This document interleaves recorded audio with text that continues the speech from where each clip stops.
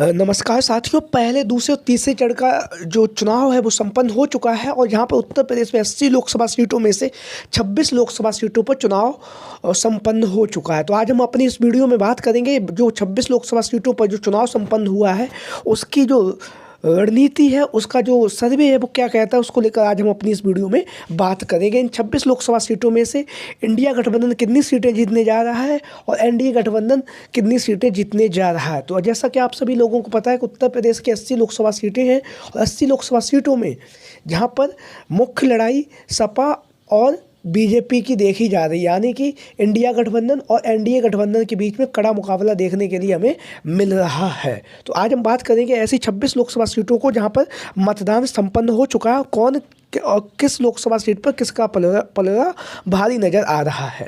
तो सबसे पहले हम बात करेंगे सहारनपुर से जहां पर इमरान मसूद को इंडिया गठबंधन का प्रत्याशी बनाया गया है। यहाँ से इनकी स्थिति मजबूत मानी जा रही है।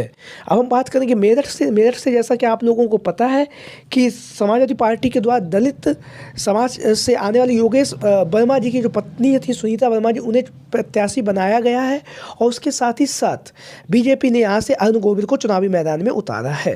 तो यहाँ से सपा की स्थिति मजबूत नज़र आ रही है। मेरठ की जो लोकसभा सीट है वहाँ से। मुजफ्फरनगर से हम बात करेंगे, यहाँ से हरेंद्र मलिक इंडिया गठबंधन के प्रत्याशी हैं। तो यहाँ से हरेंद्र मलिक की जो स्थिति है वो काफ़ी मजबूत नज़र आ रही है। हम बात करेंगे कैराना से जहाँ पर इकरा हसन को चुनावी मैदान में उतारा गया है, वहीं पर बीजेपी ने प्रदीप चौधरी को चुनावी मैदान में उतारा है। यहाँ से इकरा हसन की जो स्थिति है काफ़ी मजबूत नज़र आ रही है। हम बात करेंगे बिजनौर से जहां से दीपक सैनी को चुनावी मैदान में उतारा गया है, लेकिन यहां से बीजेपी की जो स्थिति है वो काफ़ी मजबूत नज़र आ रही है। अब हम बात करेंगे नगीना की जो लोकसभा सीट है, वहां से जैसा कि आप सभी लोगों को पता है समाजवादी पार्टी की तरफ से जो मनोज कुमार है उन्हें चुनावी मैदान में उतारा गया। वहीं पर एएसपी यानी आज़ाद समाज पार्टी के जो चंद्रशेखर आज़ाद रावण के चुनावी मैदान में आ जाने से ये जो सीट है नगीना की जो लोकसभा सीट है वहाँ से बीजेपी को बढ़त मिलती हुई नज़र आ रही है। हम बात करेंगे बागपत लोकसभा सीट को लेकर। बागपत से जहाँ पर आप लोगों को पता है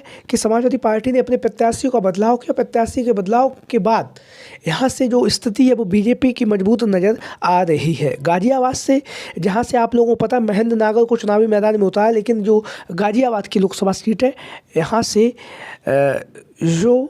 यहाँ गाजियाबाद की जो लोकसभा सीट है यहाँ से जो कांग्रेस पार्टी की डॉली शर्मा चुनावी मैदान में उतरी हुई है, उनकी यहाँ से गाजियाबाद की जो सीट है यहाँ से बीजेपी मजबूत स्थिति में नज़र आ रही है। नोएडा की लोकसभा सीट की बात करेंगे तो यहाँ से महेंद्र नागर को चुनावी मैदान में उतारा गया है, लेकिन यहाँ से जो भारतीय जनता पार्टी की जो स्थिति है वो मजबूत नज़र आ रही है। अब हम बात करेंगे पीलीभीत से। तो पीलीभीत की जो लोकसभा सीट है यहाँ से भारतीय जनता पार्टी की जो स्थिति है वो मजबूत नज़र आ रही है। यहाँ से समाजवादी पार्टी की तरफ से भगवत शरण गंगवार को चुनावी मैदान में उतारा गया है। वहीं पर हम बात करेंगे बरेली की जो लोकसभा सीट है। बरेली की लोकसभा सीट से समाजवादी पार्टी की स्थिति मजबूत नज़र आ रही है, क्योंकि यहाँ पर जो लगभग 8 से 9 लाख मतदाता जो मुस्लिम मतदाता है, ऐसी स्थिति में बरेली की लोकसभा सीट से प्रवीण ऐड को अखिलेश यादव जी ने चुनावी मैदान में उतारा है। यहाँ से समाजवादी पार्टी के कब्जे में जाती हुई यह सीट दिखाई दे रही है। अब हम बात करेंगे मुरादाबाद से। तो मुरादाबाद से जैसा कि आप लोगों को पता है रुचि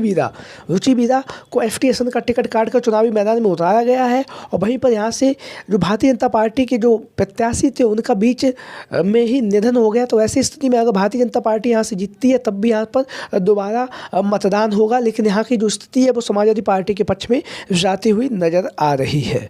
अब हम बात करेंगे रामपुर की जो लोकसभा सीट है, जैसा कि आप सभी लोगों को पता है कि यहाँ से आजम खान साहब का दबदबा रहा है, लेकिन यहाँ से मोहिमुल्ला जी को चुनावी मैदान में उतारा गया है। लेकिन और जो रामपुर की लोकसभा सीट है यहाँ से जो समाजवादी पार्टी की स्थिति है वो काफ़ी मजबूत नज़र आ रही है।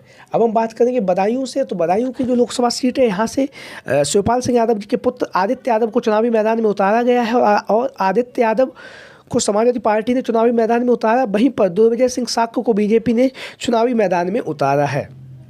तो बदायूं की जो लोकसभा सीट है यहाँ से आदित्य यादव की जो स्थिति है वो काफ़ी मजबूत नज़र आ रही है, यानी कि समाजवादी पार्टी बदायूं से मजबूत स्थिति में नज़र आ रही है। हम बात करेंगे मैनपुरी से डिम्पल यादव को अखिलेश यादव जी के द्वारा चुनावी मैदान में उतारा गया है और वहीं से बीजेपी की तरफ से जयवीर सिंह को चुनावी मैदान में उतारा गया है। मैनपुरी की जो लोकसभा सीट है ये समाजवादी पार्टी के कब्जे में जाती हुई नजर आ रही है। अब हम बात करेंगे आगरा लोकसभा सीट से, जहां से समाजवादी पार्टी की तरफ से सुरेश चंद्र कदम को चुनावी मैदान में उतारा है। बीजेपी ने जो बघेल जी है, एसपी सिंह बघेल जी, उन्हें चुनावी मैदान में उतारा, लेकिन आगरा की जो लोकसभा सीट है वो बीजेपी के खाते में जाती हुई नजर आ रही है। वहीं पर बात करेंगे संभल की लोकसभा सीट को लेकर। संभल की लोकसभा सीट जहां से समाजवादी पार्टी मजबूत स्थिति में नजर आ रही है, क्योंकि यहाँ पर मुस्लिम बाहुल और यादव बाहुल ये सीट है। यहाँ पर 50% मुस्लिम आबादी है, वहीं पर 50% हिंदू आबादी में भी 10% यादव है यहाँ पे। तो ऐसी स्थिति में संभल की लोकसभा सीट से समाजवादी पार्टी की जो स्थिति है वो काफ़ी मजबूत नज़र आ रही है। अब हम बात करेंगे एटा से समाजवादी पार्टी की तरफ से देवेश साक्य को चुनावी मैदान में उतारा है और देवेश साक्य यहाँ से मजबूत स्थिति में नज़र आ रहे हैं।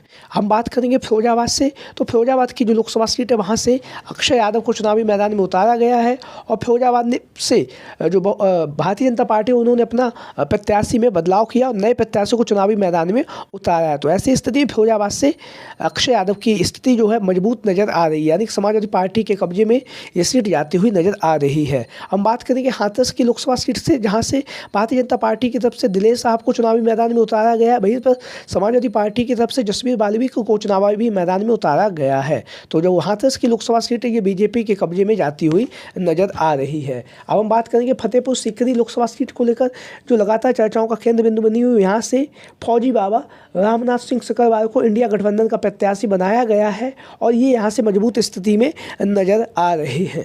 आंवला लोकसभा सीट से बात करेंगे, जहाँ से नीरज मौर्य को चुनावी मैदान में उतारा गया है आंवला की लोकसभा सीट को लेकर। तो आंवला की लोकसभा सीट से जहाँ से नीरज मौर्य को चुनावी मैदान में उतारा गया है, वहीं पर नीरज मौर्य की जो स्थिति है वो काफ़ी मजबूत नज़र आ रही है। तो जहाँ पर 26 लोकसभा सीटों पर मतदान शांतिपूर्ण तरीके से संपन्न हो चुका है, तो इन 26 लोकसभा सीटों में लगभग 16 से 17 जो लोकसभा सीटें वो इंडिया गठबंधन के पक्ष में जाती हुई नज़र आ रही हैं जातीय समीकरण के हिसाब से, क्योंकि इस बार का जो माहौल है वो काफ़ी ज़्यादा बदला हुआ है और बदलने के साथ ही साथ अब जो भारतीय जनता पार्टी है उसके कब्जे में जिस तरह से पिछड़ा वोट बैंक जो भारतीय जनता पार्टी के हाथों में था, वो वोट बैंक भी अब कहीं ना कहीं अखिलेश यादव जी और कांग्रेस के द्वारा जो रणनीति बनाई जा रही है उस रणनीति के तहत ये जो पिछड़ा वोट बैंक है वो भारतीय जनता पार्टी के हाथ से खिसकता हुआ भी नज़र आ रहा है। तो ऐसी स्थिति में जहां पर 26 लोकसभा सीटों पर मतदान संपन्न हो चुका है, तो आप लोगों की क्या राय है? इन 26 लोकसभा सीटों में से